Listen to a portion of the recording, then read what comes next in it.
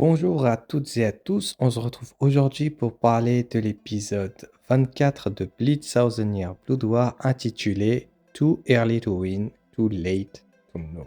Bon, vous savez l'attente qu'il y a sur les derniers épisodes de Bleach parce que ça se consacre au combat contre la Division Zero face à Yuha et sa garde royale. C'était déjà un point assez critiqué de l'arc parce qu'il y avait énormément de rush à ce niveau-là. Donc on partait tous du principe que Kubo allait se rattraper sur ça. Donc il y a quelques jours, on a eu le leak comme quoi on aurait une scène inédite de plus ou moins 3 minutes qui se déroule avant que Yuha ne perd il y a 1000 ans. Du coup, c'est une petite scène en noir et blanc dans l'Empire de la Lumière en fait, parce que l'ancien, maintenant c'est le Vanderreich, avant c'était l'Empire de la Lumière. J'ai pas le nom exact de ce monde-là, cette organisation que Yuha avait bâtie à ce moment-là et je veux pas dire de bêtises. Mais du coup, c'est une scène inédite qu'on a. Et du coup, on a Ichibei face à Yuha il y a 1000 ans. Déjà, tu vois bien que c'est un copier-coller de Zangetsu. Et du coup, ils discutent entre eux. Et t'as Ichibei qui va proposer un pacte de non-agression à Yuha pour du coup que les trois mondes puissent exister, que ce soit la Soul Society, le monde des humains, le Wikomundo.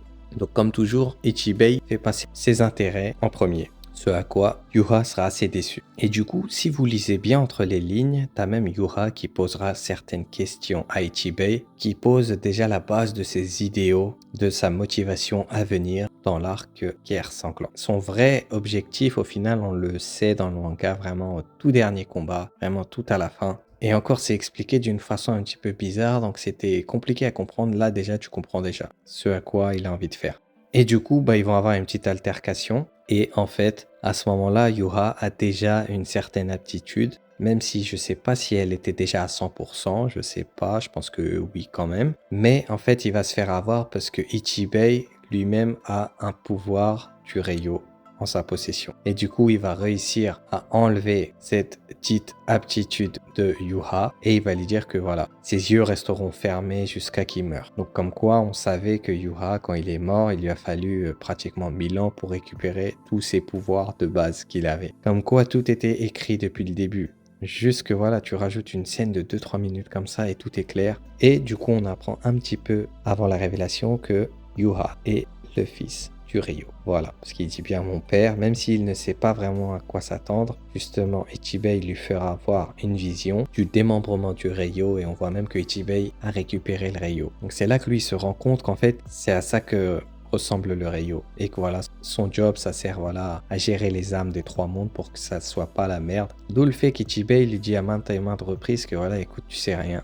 Tu ne sais rien. Mais du coup, sans spoil, bon, si je pourrais spoiler un truc, du coup, Ichibei a Bernida, mais du coup, vu que Ichibei dit que Yuha a un bras du roi spirituel en sa possession, c'est-à-dire il aurait le Kamikake, ou alors j'ai mal compris. Sinon, quand on rejoint le présent, du coup, on voit comme toujours Yuha avec Juguram et Uryu. Voilà, ils arrivent là-bas. Du coup, ils invoquent des genres de soldats.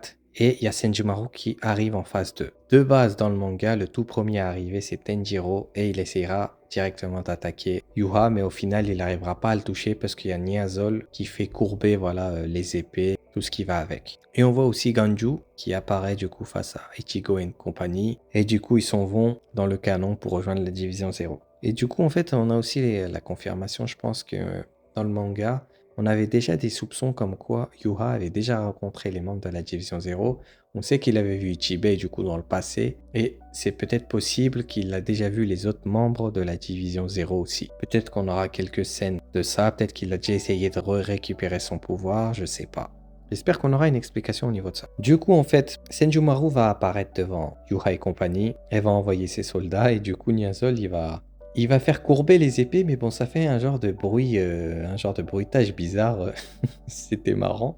Elle va le tuer en 2-2, quoi. En fait, elle va faire construire un genre de menton sur son corps. Et elle dit ça en mode sadique, voilà, j'aime toujours mettre des aiguilles dans tout ce que je prépare et ça explose de l'intérieur avec plein de pics qui se fait éclater. Concernant Ichigo et tout, ils se rappellent un petit peu ce qu'ils ont vécu avec Ishida et compagnie. Et même t'as Ichigo qui commence à se poser des questions. Est-ce qu'on peut remplacer le Reio? Parce qu'avec mon entraînement que j'ai fait, mais je pense pas qu'on peut remplacer une entité pareille. Donc eux, ils se posent la question de pourquoi Yuha est en train de faire tout ça. Et on voit même Ishida pendant un quart de seconde utiliser le Blood Vein. On voit le blood passer à travers ses yeux et aller dans son corps. Je pense que le petit Uryu, j'espère qu'il y aura des petits trucs sur lui. Je vais y revenir un petit peu plus tard. Et du coup, Yuha va invoquer sa garde royale qui est Lil Barrow, Gérard Valkyrie, Pernida, et ils ont mis un dernier gars, c'est Askin Naklevar, que de base il n'est pas dedans, mais il a été ajouté pour ses aptitudes spéciales dans le groupe. Et en vrai, ils arrivent, et t'as Gérard directement qui va foncer sur Senjumaru, il va réussir un petit peu à la blesser. Et en fait, t'as Lil Barrow directement qui va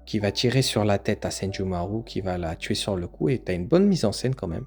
À ce moment-là, t'as le titre de l'épisode qui apparaît. Bon, après, t'avais cette blague dans le manga où il disait que pourquoi t'as tiré sur elle, il y a du sang partout, Sa Majesté elle pourra pas passer. Bon, après, t'as Pernida qui donne un coup de main et qui fait exploser le corps de partout et genre le sang, il part à côté.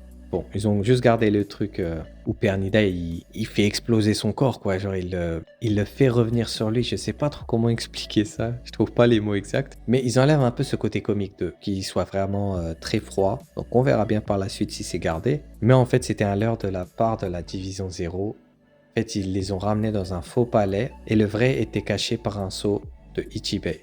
Et du coup, ils ont mis une genre de cage et à cause de ça, ils peuvent pas s'échapper. Donc même quand t'as Lil Barrow qui essaie de tirer à gauche, à droite, même sur les endroits où il a déjà tiré, ça marche pas.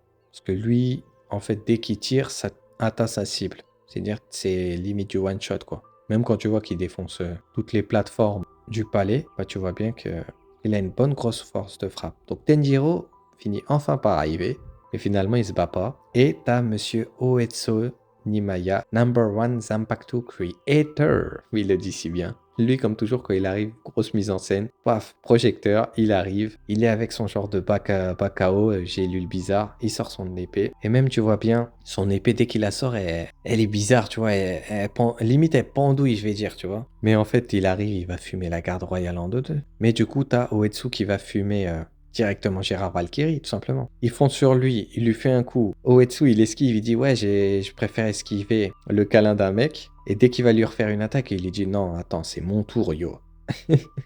D'un coup, il tombe, tu l'entends pas et il y a du sang qui gicle de partout. Et après, lui, il dit que voilà, moi, mon épée, c'est une balle, un mort. Voilà, je te touche, t'es mort, c'est fini. Et t'as même Lil Barrow qui va essayer de tirer sur lui, et même lui, il y croit pas que ces balles qui atteignent toujours sa cible vont se faire couper par son impacto. Hop, hop, hop, il va esquiver, il coupe son bras, il regarde Pernida, il lui envoie ça dans la tronche. Même pour Askin, il le coupe une fois, même s'il réussit un petit peu à esquiver, et en fait, il le termine direct. Alors que dans le manga, Askin se défend assez bien, tu vois, grâce à son shift, à son attitude. Mais du coup, là, ils ont sauté ce passage-là. Peut-être qu'il aura l'occasion de se défendre dans l'épisode prochain. J'ai vraiment un doute bizarre. Et du coup, voilà, Yuha qui va balancer son médaillon hors de la cage et il se retrouve à l'extérieur. Donc, t'as Jugram et Uryu face à Oetsu, Tenjiro, Senjumaru et Kirio, ou Ikifune, bref. Franchement, les noms de famille et les prénoms, c'est mélangé, bref. Et puis du coup, Yuha qui prononce le nom de